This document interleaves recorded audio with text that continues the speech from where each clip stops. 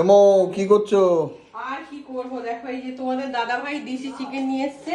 এই যে চিকেনটা আমি ধুয়ে রাখলাম, এখন রান্না করব।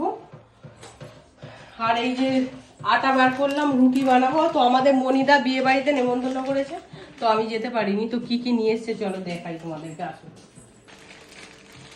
জানো না, মাথার দিকে আবার দেখছো না, মাথা কিন্তু চুল তেল তেল হয়ে গেছে।